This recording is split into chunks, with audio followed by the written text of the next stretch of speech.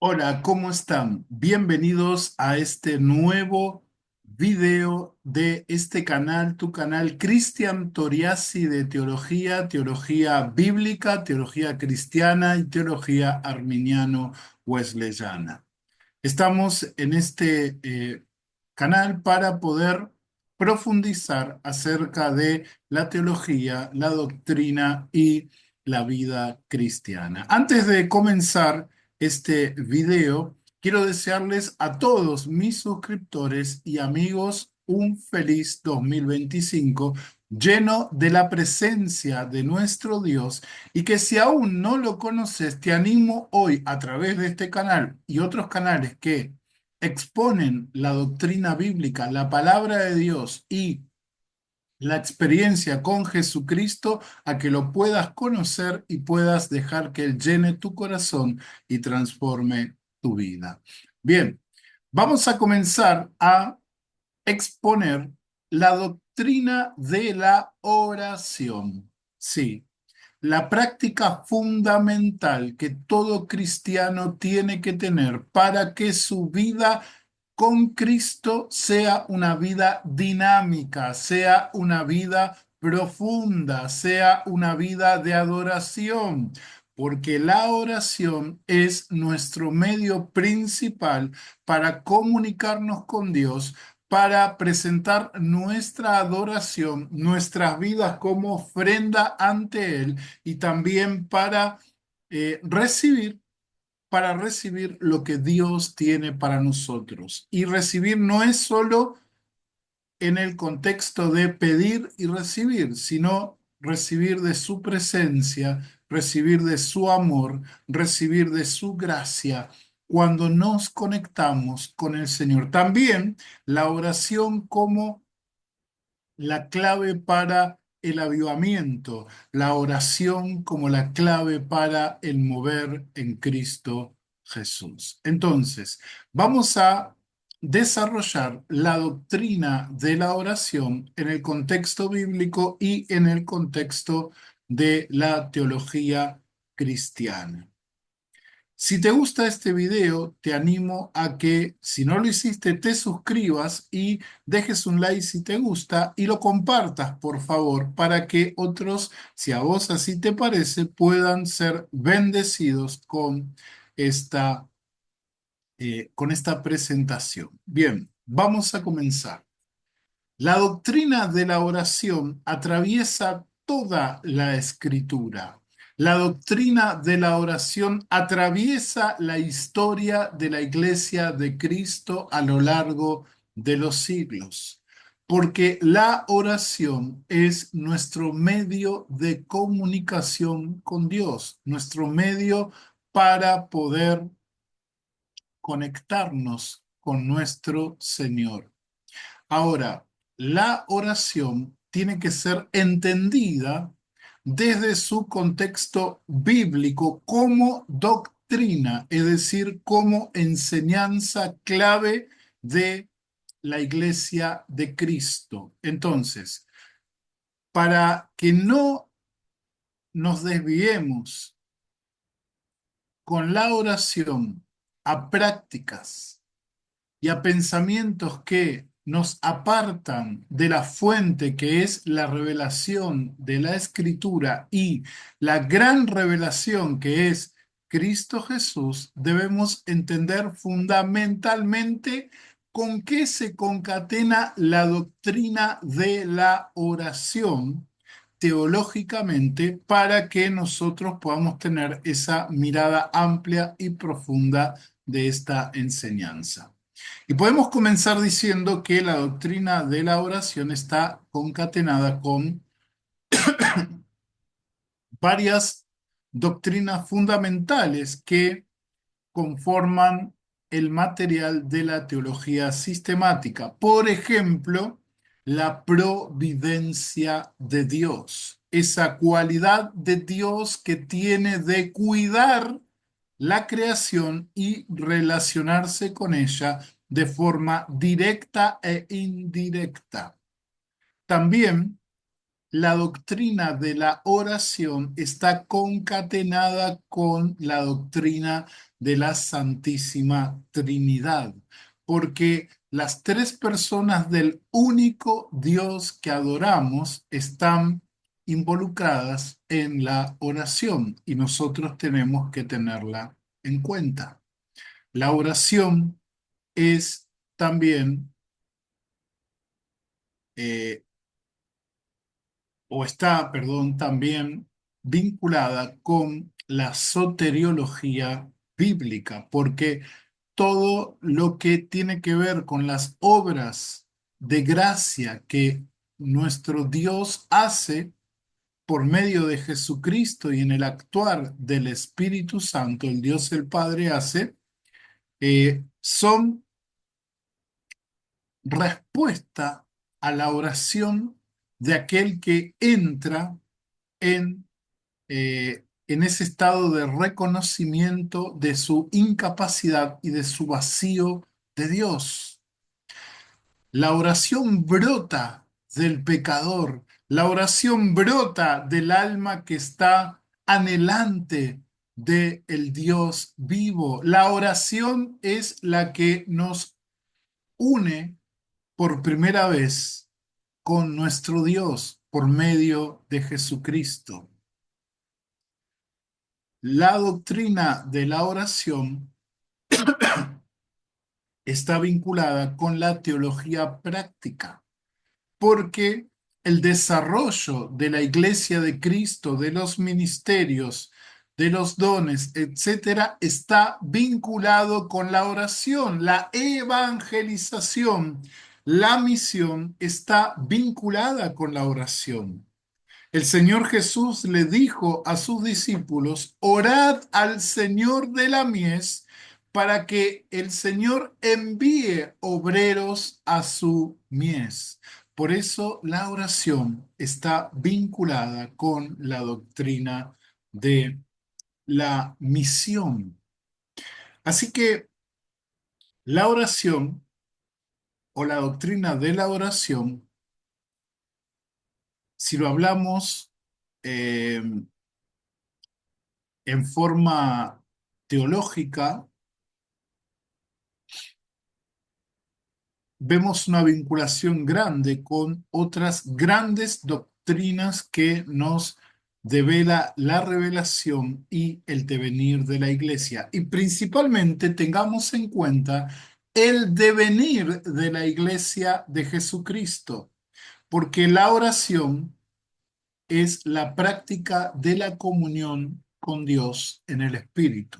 Ahora vamos a desarrollar un poco la actuación del Espíritu Santo en la oración y también de las demás personas que conforman a la Santísima Trinidad.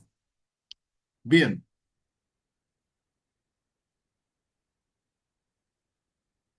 vamos a comenzar yendo hacia una definición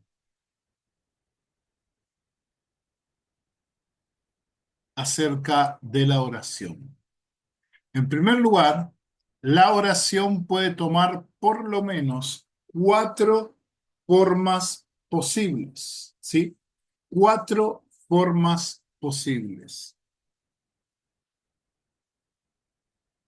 La primera de ellas es la oración de acción de gracias. Ahora vamos a explicar bien cada una de estas cuatro y nos vamos a quedar en la cuarta, que es la oración de petición, que está relacionado con la doctrina de la providencia de Dios. Así que vamos a trabajar en la cuarta, pero vamos a ir mencionando algunos aspectos fundamentales de estas, de la oración como una acción de gracias.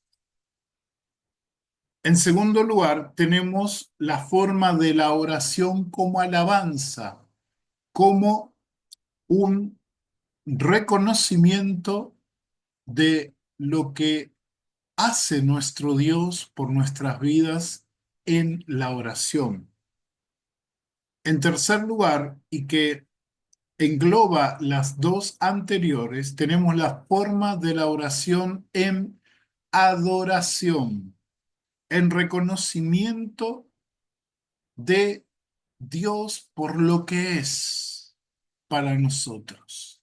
El postrarnos ante Él y reconocer su grandeza, su poder, su gracia y su amor para con nuestras vidas. Y por último, y no menos importante, es la oración en modo de petición o súplica.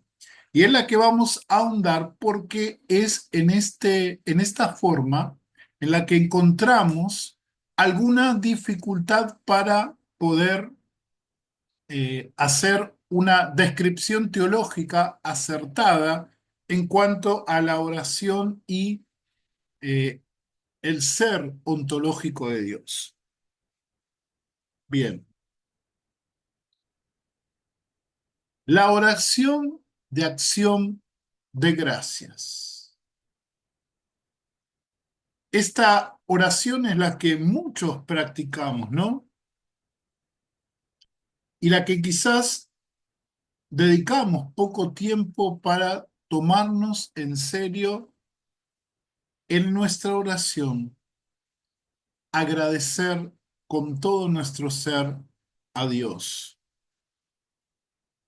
En Primera de Tesalonicenses, capítulo 5, del verso 16 al 18, el apóstol Pablo nos dice lo siguiente: estén siempre alegres, oren sin cesar, den gracias en toda circunstancia, porque esta es la voluntad de Dios para ustedes en Cristo Jesús. Vemos acá como el apóstol Pablo concatena este pedido de que oren sin cesar con el pedido que den gracias en toda circunstancia. ¿O solo agradecemos a Dios cuando las cosas nos van bien? ¿No agradecemos a Dios cuando tenemos pruebas, pero sabemos que Él está con nosotros? ¿No agradecemos a Dios cuando las cosas no nos salen, pero podemos entender por la guía y la iluminación del Espíritu Santo que esa prueba nos va a ayudar a crecer, a avanzar, a corregir, a hacer cosas diferentes para la gloria de Dios? Por eso acá el apóstol Pablo hace hincapié en la oración como una acción de gracias, en donde nosotros derramamos de gratitud nuestro corazón delante del Padre Celestial por todas las cosas que Él hace por nosotros. Recordemos que cuando Jesús se enfrentó a la muerte de su amigo Lázaro, ante la tristeza y quizás también ante los reclamos de los amigos y familiares de Jesús y de Lázaro.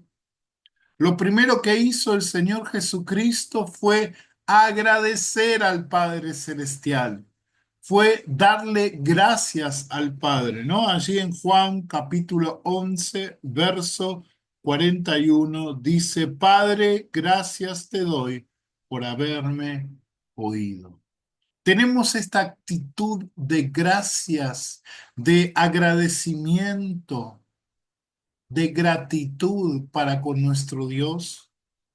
¿O la oración es solo una lista larga de supermercado donde le estamos pidiendo a Dios que nos dé esto, aquello, que nos abra puertas, que nos deje esto, que nos libre, pero nunca nos tomamos el tiempo no solo para agradecer en un fragmento o una parte de nuestra oración, sino solo orar para agradecer a Dios?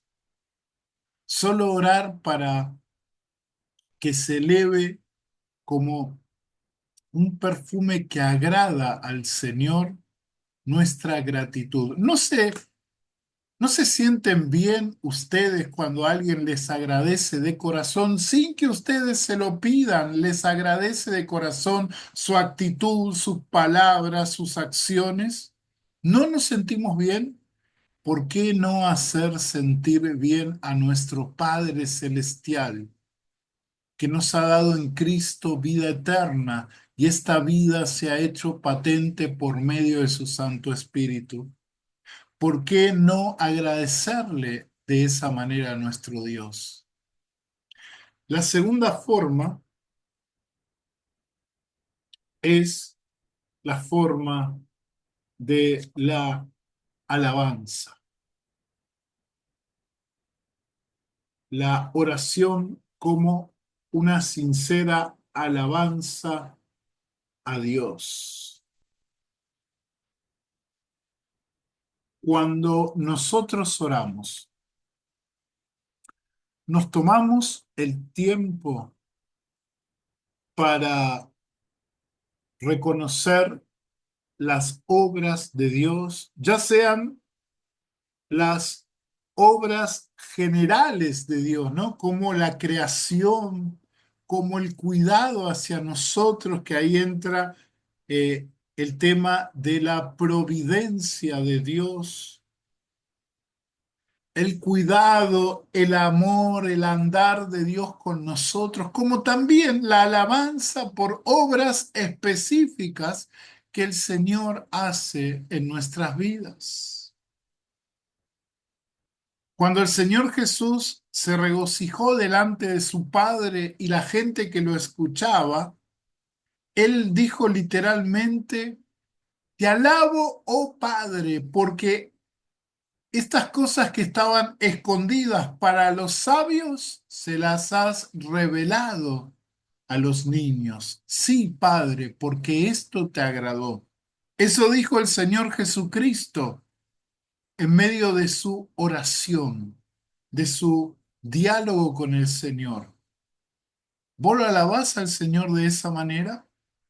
La alabanza, que es el reconocimiento de Dios por medio de sus obras, hoy tenemos una confusión en cuanto a que pensamos que la alabanza siempre tiene que ver con algo que está involucrado la música, ¿sí? Instrumentos y un montón de cosas, pero en realidad la alabanza es el reconocimiento de tu Dios, de tu Padre Celestial, por las obras que Él hace, por las maravillas que Él hace. Si nosotros recurrimos a grandes oraciones que tenemos por la misericordia de Dios escritas en la Biblia, vamos a encontrar varios párrafos que exaltan el poder, la gloria y la obra de Dios antes de la petición, antes de cualquier tema que un mortal quiera tratar con su Dios. Hay una alabanza sincera de corazón, ¿no? Y esta oración de alabanza es también una oración típica, pero que tal vez no le damos la importancia que la escritura le da a esta forma de oración. Después tenemos la oración de adoración.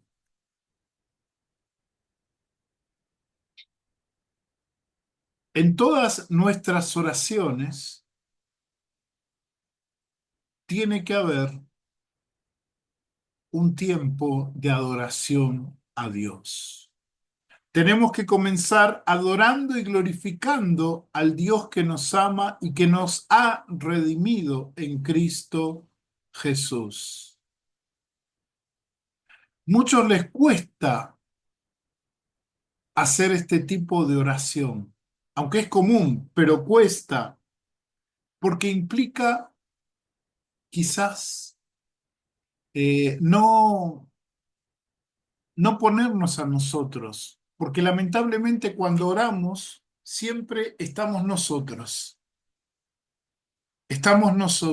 ahí y oramos para pedirle a Dios que haga algo en nuestras vidas y oramos para pedirle a Dios que obre de cierta manera en nuestra vida y no.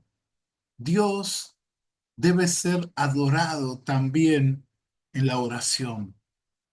Cuando hablamos con Él, tenemos que comenzar o en el medio adorando al Señor, al Dios Padre. Fíjate cómo empieza el Padre Nuestro. Dice, Padre nuestro que estás en los cielos, santificado sea tu nombre.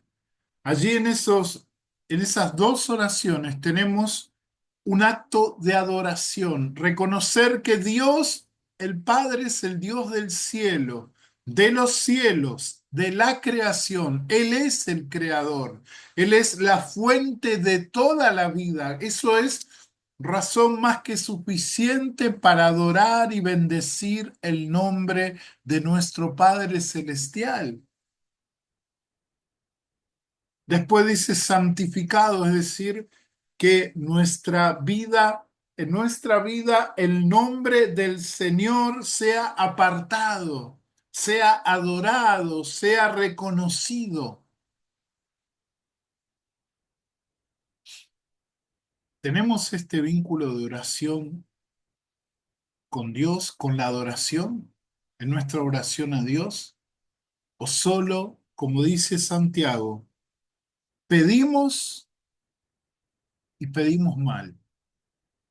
Encima pedimos mal. La adoración hoy es posible por medio de Jesucristo, quien es el mediador entre Dios y los hombres, quien abre la puerta para que vos y yo podamos entrar tranquilamente al Padre y tener las peticiones de nuestro corazón, pero siempre en modo de adoración. Y por último tenemos la forma de la oración de súplica o petición. Esta forma de súplica o petición, que está conectada con el concepto de la intercesión por otros, es esa clase de oración en la que le pedimos a Dios que supla nuestras necesidades y las necesidades de aquellos por quienes estamos clamando. Ahora, vamos a ver que este tipo de oración debe conllevar un análisis teológico profundo porque está, como dije al principio, concatenado con la visión teológica que tengamos siempre de la Escritura y de el devenir de lo que la Iglesia ha trabajado a lo largo de los siglos acerca de cómo es Dios. Si Dios para nosotros es aquel que ya lo tiene todo previsto, aquel que ya lo tiene todo predestinado, que sabe todo lo que va a pasar y cómo va a pasar y cuándo va a pasar y que controla que pase eso, que escoge a un grupo de privilegiados y a otros los desecha para la perdición eterna. Si tenemos esta visión de Dios, entonces la oración tiene problemas. Porque si yo estoy desechado de la elección de salvación según esta visión de Dios, entonces ¿para qué orar? ¿Por qué la Biblia dice que debemos orar y clamar a Dios?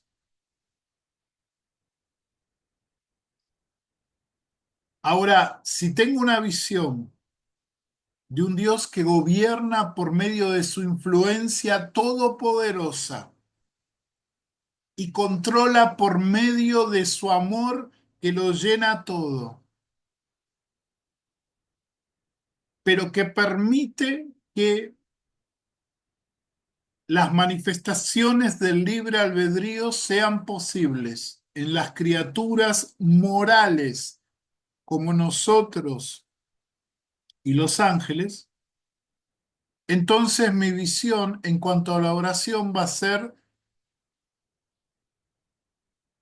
de que la oración tiene que ser fundamental, porque si mis decisiones cambian las cosas para mi vida y lo que está por delante siempre está en movimiento y depende de qué decisión voy a tomar, aunque Dios, yo como personalmente, ¿no? Como arminiano wesleyano, entiendo que Dios conoce todo lo que tiene que conocer y las posibilidades, sin que eso impida que se manifieste plenamente el don que nos da Dios por medio de su gracia, que es la de tener libre elección de los caminos a seguir. Entiendo que la oración va a tener un rol fundamental desde esa visión en cuanto a Dios y en cuanto a nosotros. Después está la visión que tiene que ver con el teísmo abierto, en el cual Dios no conoce el futuro, por tanto, estaríamos casi en igual de condiciones con Dios. Aclaro que no suscribo ese tipo de teísmo porque ese teísmo no es el que deviene de la revelación de las escrituras. Pero si nosotros tenemos una visión de un Dios que ya lo previó todo y lo predestinó todo, la oración en sí no tiene sentido. Pero sí tiene sentido la oración cuando entendemos que Dios está desarrollando su trabajo por medio de su Santo Espíritu de atraernos hacia Él. Y allí es donde la oración cumple, la oración de súplica cumple su propósito. Y también tengamos en cuenta que la oración de petición y de súplica no implica solamente el hecho de las cosas que yo pido, porque estamos yendo sino al error de la teología de la prosperidad,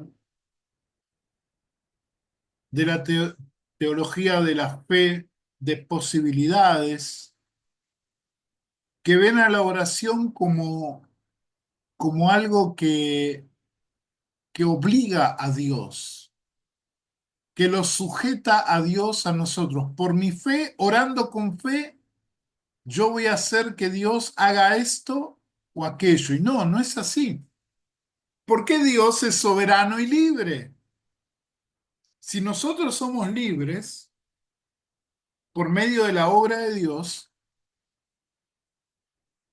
Dios de por sí es soberano y libre. Pero Él, en nuestra oración de súplica,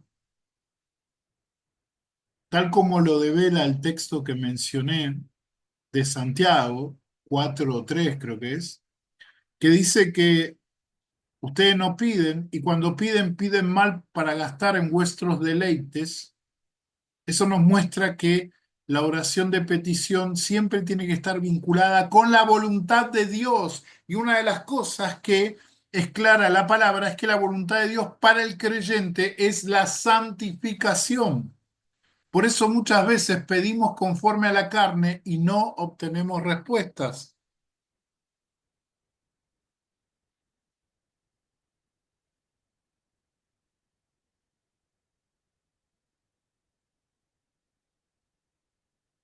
No porque Dios no lo puede hacer o no lo quiere hacer, sino porque ese tipo de súplica no concuerda con lo que es Dios en su ser. Por ejemplo, Dios le dijo al profeta Ezequiel que no iba a escuchar a unos ancianos al cual él les estaba profetizando, porque estos ancianos tenían ídolos en su corazón. Había un obstáculo muy grande que impedía que la oración de esos hombres llegaran al trono del Padre. Por eso nosotros tenemos que tener una visión amplia en cuanto a la oración de súplica, siempre concatenada con la voluntad de Dios, la voluntad libre de Dios.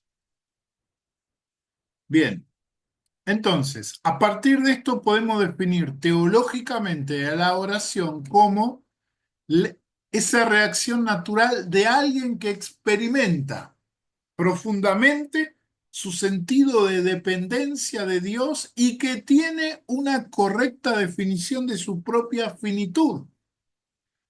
Veamos esto. La oración como una reacción natural.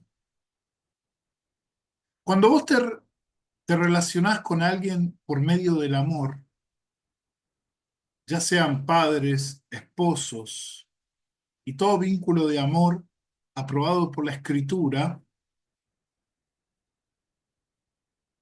va a salir naturalmente de lo más profundo de nuestro ser la necesidad de comunicarnos, la necesidad de participar la comunión con la otra persona que es el objeto de nuestro amor o es la fuente del amor que nosotros recibimos.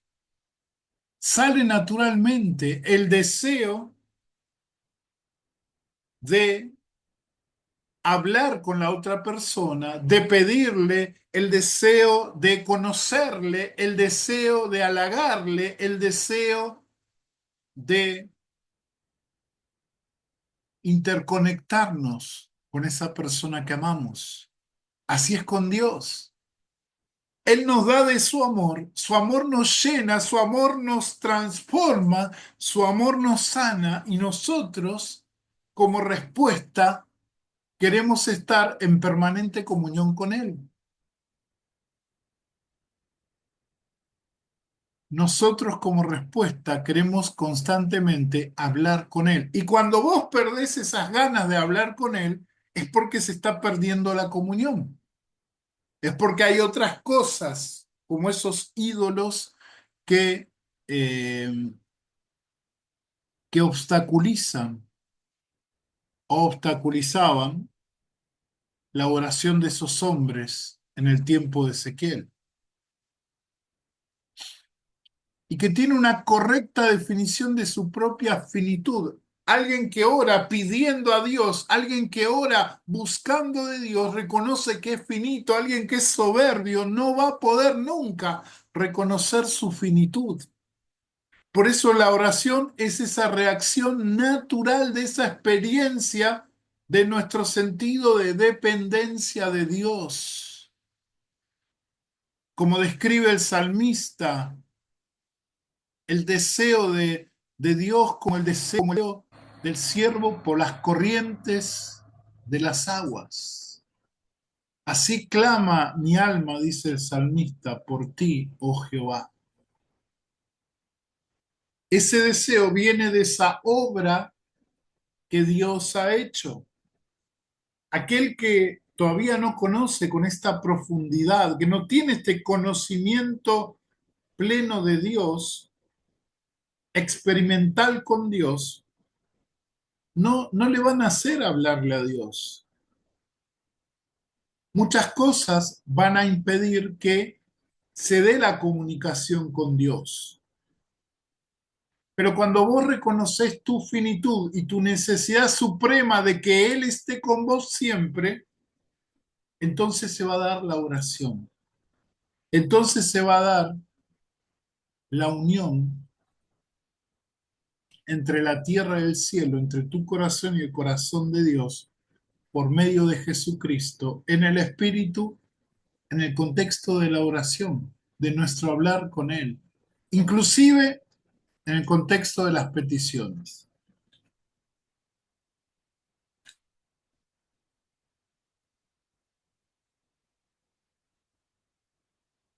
Bien, cuando nosotros pedimos a Dios, tenemos que dejarnos capacitar por el Espíritu Santo para que se alineen nuestras metas y deseos con la voluntad de Dios, para que se sujete nuestra voluntad con la voluntad de Dios.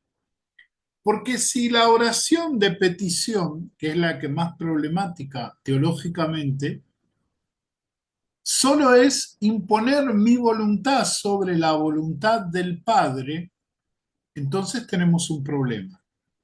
Porque eso no es lo que deviene de las Escrituras. Hay un ejemplo muy claro en la experiencia de nuestro Señor Jesucristo para que nos anime a nosotros a sujetar en el contexto de la oración nuestra voluntad a la voluntad de Dios al pedir. Eso es difícil. ¿Por qué? Porque nosotros queremos que Dios haga nuestra voluntad.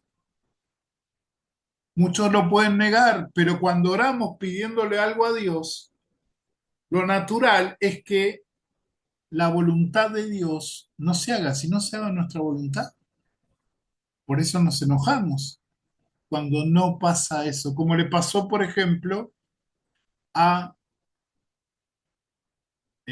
Naamán el sirio. Si bien él no oró, sino que le pidió al profeta, pero el profeta era el representante de Dios en ese momento, entonces, cuando recibe la respuesta a su pedido de sanidad, recibe una respuesta que a él no le gusta, porque Dios sigue siendo soberano y libre y siempre tiene que ser conforme a su voluntad.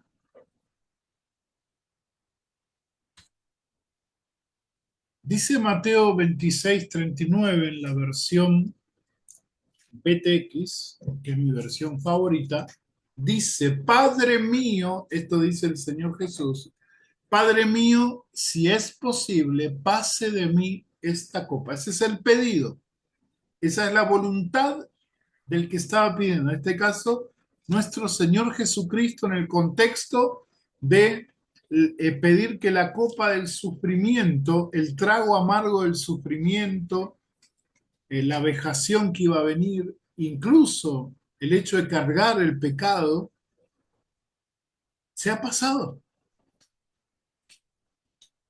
Pero, fíjense lo que dice acá el Señor, pero no como yo quiero, sino como tú. No como yo quiero. Fíjense cómo acá tenemos la voluntad del que pide, pase de mí esta copa, si es posible. Ya en el término si es posible, Jesús está reconociendo que hay un plan predeterminado de Dios. Sí, Dios planifica y sabe lo que es mejor en las circunstancias que nosotros pasamos. Dice, pase de mí esta copa. Esa era la petición. La copa amarga que él estaba por tomar y ya estaba bebiendo en cuanto a nuestra redención. Pero no como yo quiero, dice acá el Señor Jesucristo, no como mi voluntad, sino como tú, que se haga tu voluntad. Y si tu voluntad no es que yo tenga que beber hasta el fondo la copa, Jesús le estaba diciendo al Padre, yo lo voy a hacer, yo lo voy a hacer. O sea, acá el Señor nos está enseñando a alinear nuestra voluntad en las peticiones con la voluntad de Dios. Dice Primera de Juan capítulo 5 a partir del verso 14 en adelante. Primera de Juan 5 a partir del verso 14 en adelante. En la versión BTX dice: y esta es la confianza que tenemos ante Él, que cuando pidamos algo conforme a su voluntad, Él nos escucha. Y si sabemos que nos escucha en cualquier cosa que pidamos, sabemos que tenemos las peticiones que le hemos hecho.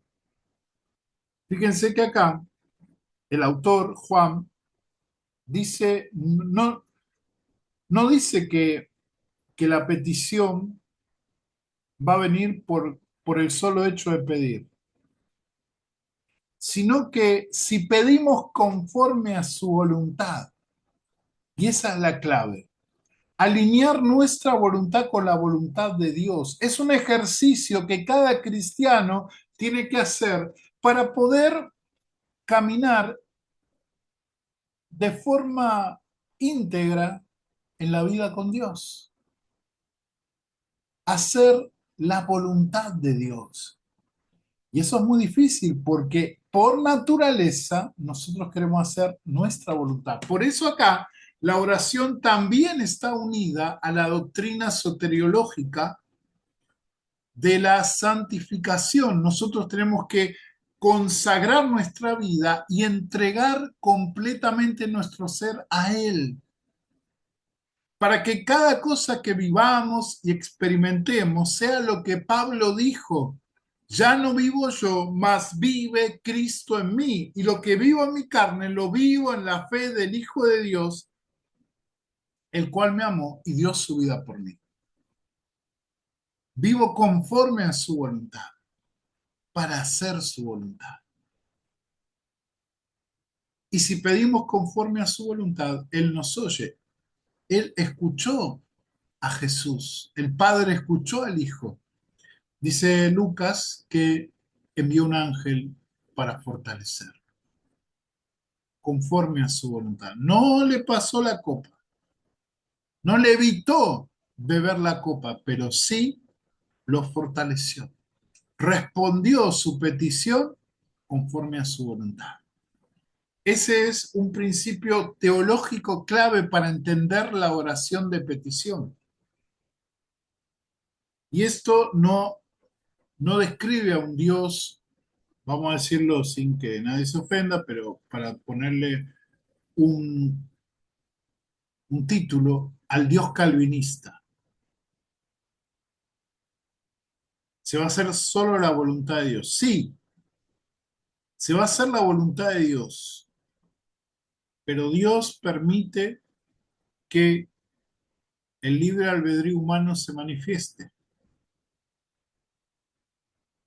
y no choca con la voluntad de Dios, sino que al manifestarse el libre albedrío, tenemos la posibilidad de alinear nuestra voluntad a la voluntad de Dios, de forma libre, no obligada por Dios, sino de forma libre. Yo voy a hacer, yo quiero esto, Señor, pero voy a hacer lo que vos quieras que yo haga. Voy a vivir esta experiencia de acuerdo a lo que vos querés por medio de tu palabra para mi vida, Señor. Bien, la oración y la Trinidad. La Santísima Trinidad está vinculada con la oración.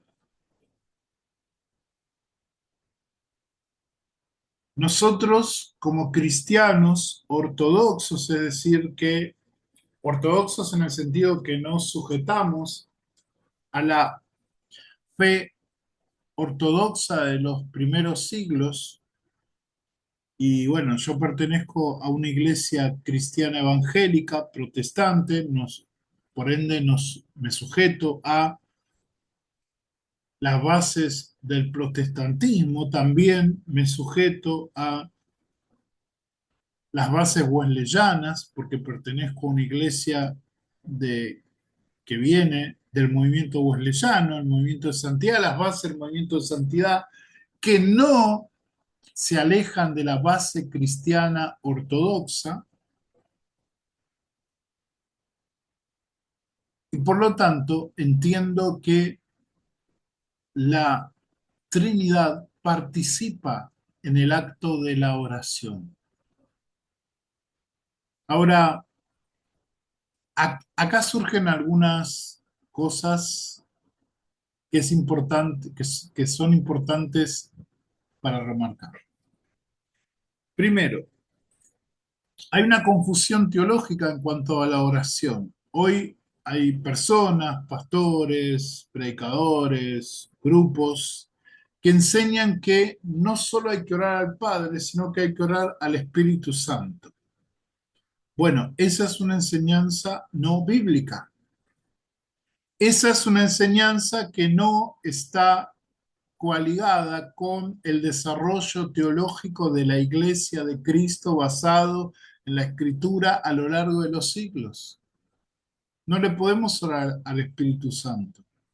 No porque el Espíritu Santo, no por las razones heréticas de, por ejemplo, los testigos de Jehová, que dicen que el Espíritu Santo es una energía. No, no por eso.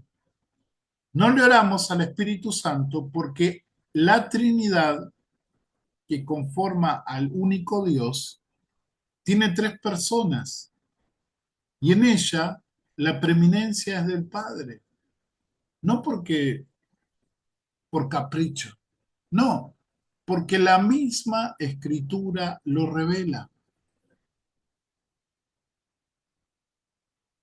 Es cierto que podemos glorificar al Hijo, sí, podemos glorificar al Espíritu Santo, sí, pero nuestra oración no tiene que ir ni al Hijo ni al Espíritu, al Padre, al Padre. Ahora vamos a ver bien. Igual, cuando clamamos a Dios, cuando adoramos al Dios Trino, y yo quiero que te fijes bien en este dibujo, en la intersección de los círculos que representan a cada persona en la Trinidad, vemos allí cómo la unidad del Dios único se intercala con las otras, perdón, las tres personas se intercalan mostrándonos que cada persona tiene una función específica en la economía de la salvación y tiene una función específica en cuanto a lo ontológico, a lo que podemos nosotros llegar por medio de la revelación. Después hay cosas de la Trinidad que nunca lo vamos a saber hasta que el mismo Dios nos lo revele cuando estemos en su presencia. Pero en cuanto a la revelación, a lo que tenemos, entendemos que la preeminencia es el Padre, la tiene el Padre, que el medio es el Hijo, la obra del Hijo, y que quien lleva a cabo todo lo que el Padre dice e intermedia el Hijo es el Espíritu Santo. Y lo mismo es en la oración. La oración, eh, la oración a Dios es aquella donde cada miembro de la Trinidad está directamente involucrado en ella. Al orar, debemos dirigirnos al Padre. En ninguna parte se nos instruye que debemos orar a otro miembro de la Trinidad. Por eso, orar al Espíritu Santo es ir en contra de la voluntad revelada en la Escritura de Dios. No porque el Espíritu Santo sea inferior, sino por mandato del mismo Señor Jesucristo. Y cuando Él oró o enseñó la oración del Padre Nuestro comienza con Padre nuestro que estás en los cielos. Siempre es al Padre. A veces nos olvidamos de esto, a veces hablamos directamente a Jesucristo e inclusive algunos al Espíritu Santo. El orar al Padre, el dirigir toda nuestra súplica al Padre, no deja de lado al Hijo y al Espíritu Santo, por lo que yo les dije al principio, la unión perfecta que hay entre el Padre, el Hijo y el Espíritu Santo en un solo Dios.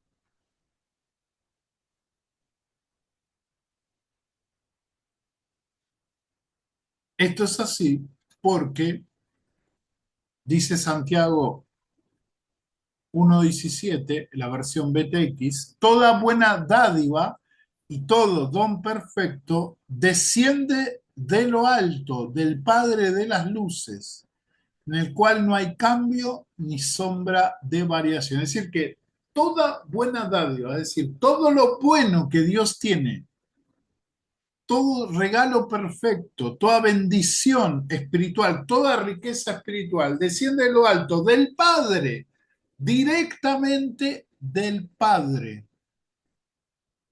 No dice del Hijo, no dice del Espíritu Santo, dice del Padre, en el cual no hay cambio ni sombra de variación. ¿No? Acá se habla de la característica o la perfección de la inmutabilidad de Dios.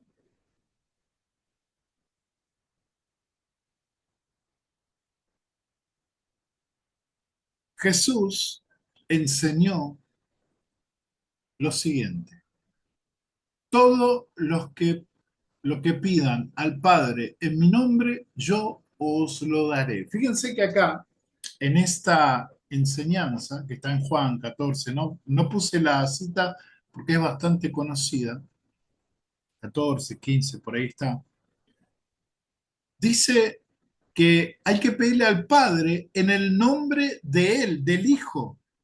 Pero ¿quién lo da? Lo da el Hijo. Dice, todo lo que pidan al Padre en mi nombre, yo os lo daré. ¿Por qué Jesús dijo, yo os lo daré? Porque Él es el medio por el cual la petición se hace posible. Y también la persona del Hijo está en unidad perfecta con la persona del Padre, en esencia. Por eso Jesús puede decir, yo os lo daré. Por eso Jesús pudo decir varias veces ante la irritación de sus enemigos judíos que Él era Jehová. Él decía, yo soy, porque Él entra dentro de Jehová. Ahora, yo con esto no estoy diciendo ni estoy respaldando de ninguna manera la herejía del unicitarismo, que todo se resume en la persona del Hijo. No, yo acá estoy remarcando la unidad y a la vez la multiplicidad de personas obrando en el contexto de nuestras peticiones. Toda petición debe ir dirigida al Padre en el nombre del Hijo. Nuestro acceso al Padre es posible solo a través de Jesús. Juan 14:6. Juan 14:6.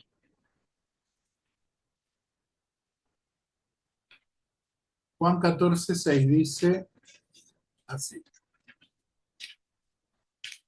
Juan 14:6. Jesús dijo, yo soy el camino y la verdad y la vida. Nadie viene al Padre si no es por mí. Él es el camino, Él es el medio, porque Él intercede activamente por nosotros, por vos y por mí, a la diestra del Padre. Durante el episodio de la Última Cena, el Señor Jesucristo enseñó a sus discípulos a orar en su nombre, de acuerdo con su voluntad y debido a su obra. Jesús intercede por nosotros no al llevar nuestras peticiones al Padre, sino afirmando nuestra relación con el Padre como hijos e hijas a través de su propia obra de redención, por medio de su preciosa sangre derramada por nosotros. Nuestro acceso al Padre en oración solo es posible gracias a la obra del Hijo. Ni siquiera podríamos ir al Padre si Jesús no abriera la puerta que estaba cerrada.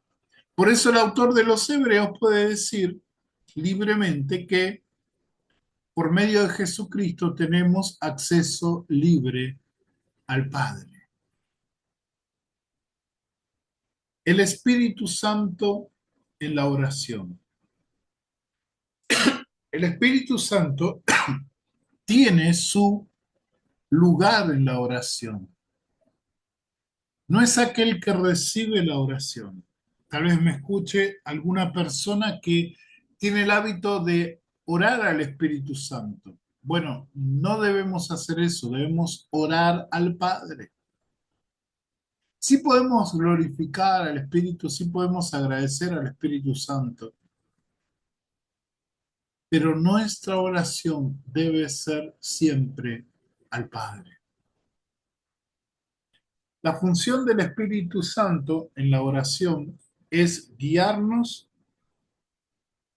en los caminos de Dios y ayudarnos a comprender su mente. Pablo escribe, no sabemos pedir como deberíamos, pero el Espíritu mismo intercede por nosotros con gemidos indecibles. Romanos 8:26. Cuando nos quedamos sin palabras y no sabemos exactamente por qué orar, el Espíritu Santo toma nuestros corazones y lo alinea con la voluntad de Dios y nos traduce en su oración y los traduce en su oración al Padre. Él intercede con gemidos indecibles delante del Padre. Él lleva nuestra petición. Nosotros oramos al Padre en el nombre de Jesús, sube nuestra petición, pero el que opera todo ese, eh, o el que lleva a cabo toda esa operación entre nosotros y el Padre es el Espíritu de Dios, el que conoce en profundidad la mente del Padre, el que traduce nuestra oración, no porque Dios no entienda nuestro idioma, ¿sí? Acá hay que entender eso, ¿no? Acá no hay ninguna alusión a lenguajes glosolálicos, no. Acá simplemente el apóstol Pablo nos está dando la seguridad de que el Espíritu Santo trabaja activamente cuando nosotros estamos en comunión con Dios en medio de nuestra oración. Cuando no pedimos con carnalidad, cuando no pedimos con ídolos tapándonos dentro de nuestro corazón, cuando dejamos de lado nuestro ego y pedimos por otros y clamamos por otros, ahí el Espíritu Santo obra de manera que nuestras peticiones lleguen satisfactoriamente ante la presencia del Padre. Nosotros debemos orar directamente al Padre. Podemos dar gracias al Hijo y al Espíritu Santo, pero nuestras peticiones deben dirigirse al Padre. Sin embargo, debemos orar habiendo creído en el Hijo y siendo adoptados en la familia de Dios a través de su obra en la cruz. Debemos orar en el Espíritu, como dice ahí el apóstol Pablo. Oren, y Judas dice, oren en el Espíritu. Es decir, en compañía del Espíritu, es decir, en comunión con el Espíritu, porque Él es el que derrama el amor de Dios sobre nuestras vidas. Entregados a Él, ya que es Él quien nos ayuda para que oremos de acuerdo con la voluntad de Dios.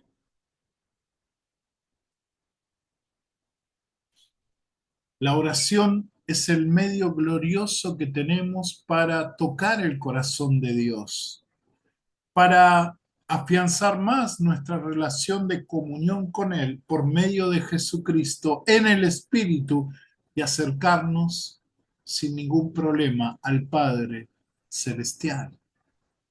Este tipo de oración que sale de la Escritura, que nosotros debemos vivir y practicar y experimentar todos los días, es posible porque nuestro Dios es un Dios de amor. Y su amor es tan grande que quiere derramarlo sobre nuestras vidas y anhela que nosotros le roguemos por ese amor, clamemos por ese amor, busquemos ese amor. Esa es la esencia de la oración, el fluir constante del amor de Dios, naturalizado en obras o corporizado en obras en nuestra vida, en la vida de otros, en el ministerio, en, en la relación con nuestro prójimo. La oración es fundamental.